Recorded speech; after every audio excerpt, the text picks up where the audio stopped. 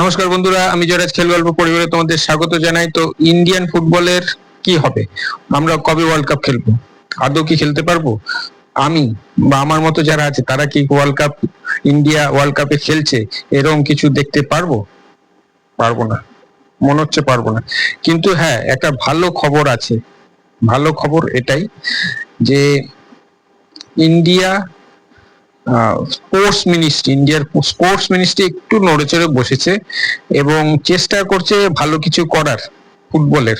তো সেই ক্ষেত্রে একটা পদক্ষেপ এই ইন্ডিয়ার স্পোর্টস মিনিস্ট্রি থেকে দেখা গেছে, সেটা হচ্ছে গিয়ে যে তারা রিসেন্টলি একটি লেটার পিএম অফিসে পাঠানো হয়েছে। তাতে মেনশন করা হয়েছে যে ওভারসিজ যে প্লেয়ার গুলো, ইন্ডিয়ান অরিজিনের প্লেয়ার গুলো যারা বিদেশের লিগে খেলছে এবং বিদেশি সিটিজেনশিপ নিয়ে খেলছে, যথেষ্ট নাম ডাকের সহিত খেলছে, সেই সমস্ত প্লেয়ারকে ইন্ডিয়ায় যাতে খেলানো যায় তার একটা শর্ট প্রসেস বা পদক্ষেপ নিয়ে যত তাড়াতাড়ি সম্ভব আমাদের দেশের হয়ে খেলানোর চেষ্টা করছে। সেটা কি পদক্ষেপ? সেই পদক্ষেপটা হচ্ছে স্পোর্ট পাসপোর্টের দরুন কিন্তু একটা সুবিধা হচ্ছে কি, যে এই প্লেয়ার গুলি যারা আদার কান্ট্রির সিটিজেনশিপ নিয়ে রয়েছে তাদেরকে সিটিজেনশিপ চেঞ্জ করতে হবে না। এই পাসপোর্ট থাকলেই তারা ইন্ডিয়ার হয়ে খেলতে পারবে এবং খেলার সুযোগ তাদের থাকবে। তো সেক্ষেত্রে এটা একটা বড় পদক্ষেপ, যদিও এটা একটা আর্লি স্টেজে রয়েছে। জাস্ট একটা ফর্মাল লেটার স্পোর্টস মিনিস্ট্রি থেকে গেছে এবং যদি ইন্ডিয়ান গভর্নমেন্ট এটাকে অ্যালাউ করে, সেক্ষেত্রে শুধু ফুটবল নয়, যে কোনো ধরনের স্পোর্টসে এইটা ঘটাতে পারে। কিন্তু আমি বলবো এই যে চিঠিটা মেনলি দেওয়া হয়েছে ফুটবলের কথা চিন্তা করেই দেওয়া হয়েছে। তো এখন দেখার আমাদের ফুটবলের ভবিষ্যৎ কেমন ভাবে এগোয়। অবশ্যই এটা একটা ভালো পদক্ষেপ। মানে আমাদের যে ফুটবলের যে কমিটি এআইএফএফ গঠিত হয়েছে প্রায় 88 বছর হয়ে গেল।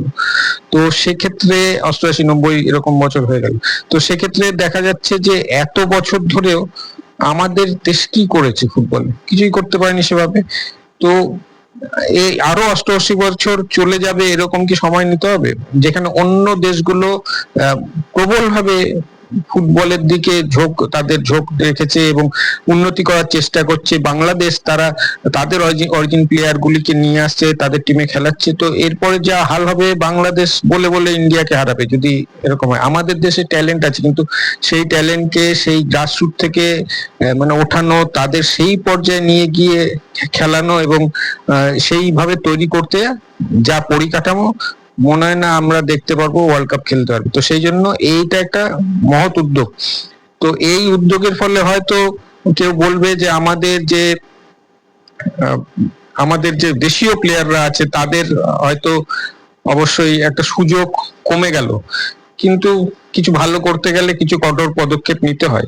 দেশীয় প্লেয়ারদের যথেষ্ট সুযোগ দেওয়া হচ্ছে, কিন্তু তারা সেই পারফরমেন্স দিতে পারছে না। সেটা তাদের দোষ নয়, তাদের অবশ্যই ট্যালেন্ট আছে, কিন্তু তারা সেই পরিকাঠামো বা সুযোগ সুবিধা পাচ্ছে না। সেই জন্য হয়তো আমাদের ফুটবলও এগোচ্ছে না।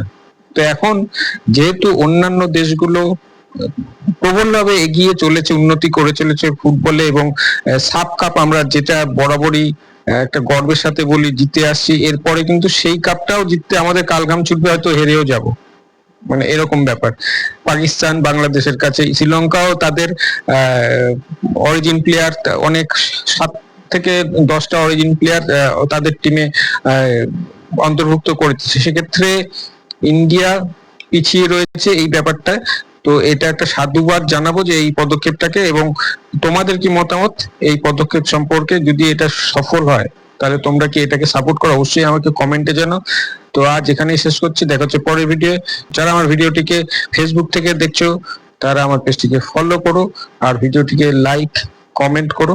আর যারা ইউটিউব থেকে দেখছো তারা সাবস্ক্রাইব করো। টাটা।